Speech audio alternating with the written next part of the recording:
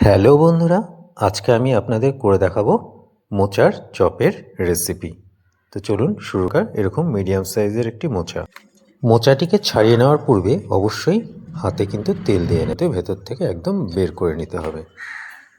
এরপর এ থেকে 10 মিনিট ভিজিয়ে রাখবেন এবং জলটা ঝারিয়ে নেবেন, তাহলে কিন্তু এর ভেতরে থাকা যে থেকে 3টা সিটি আমি এটাতে দিয়ে নেব।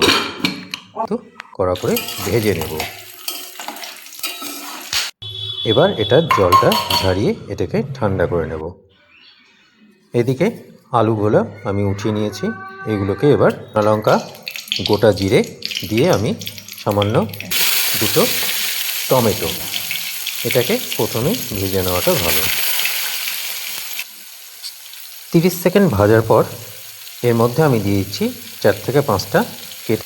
এবারে এর মধ্যে আমি দিয়ে দিলাম পরিমাণ মতো আদা। এটাকে এবার ভালো করে ভেজে নিতে হবে যাতে আদার গন্ধটা না থাকে, এবং ম্যাশড করে রাখা আলু, এটাকে প্রথমে কিন্তু ভালো করে ভেজে নিতে হবে যাতে এর জলটা শুকিয়ে যায়। এর মধ্যে দিয়ে দিচ্ছি সামান্য পরিমাণ লবণ, সামান্য পরিমাণ হলুদ, এবং মিনিট আমি ভালো করে ভেজে নেব। এর মধ্যে দিয়ে দিচ্ছি সামান্য পরিমাণ চিনি। এটাকে কিন্তু খুব শুকনো শুকনো করে ভেজে নিতে হবে। বাদাম ভাজা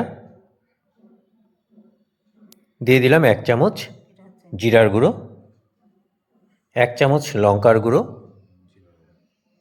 হাফ চামচ। মোচার তরকারিটা ঠান্ডা হয়ে আসলে এইভাবে আপনি ফ্লাওয়ার, সামান্য পরিমাণ লবণ, হাফ চামচ লঙ্কার গুঁড়ো, হাফ চামচ জিরার গুঁড়ো দিয়ে ভালো করে মিশিয়ে এরকমভাবে করে নিতে হবে। খুব বেশি পাতলা যেন না হয়। একটা একটা করে এইভাবে ব্যাটারের মধ্যে দিয়ে খুব ভালো করে মাখিয়ে নেবেন। তারপর এটাকে ব্রেড ক্র্যাম্পে দিয়ে বেশ সুন্দর করে রেডি হয়ে গেছে। এবার আমি এটাকে কিছুক্ষণের জন্য রেস্ট দেব, ছেড়ে দেব। চপগুলো ভাজার সময় খেয়াল রাখতে হবে যেন আঁচটা মিডিয়াম আঁচে থাকে, খুব বেশি জায়গা করে কমপ্লিট। মোটামুটি ভাজা হয়ে গেছে। এটা দেখুন আমার কিন্তু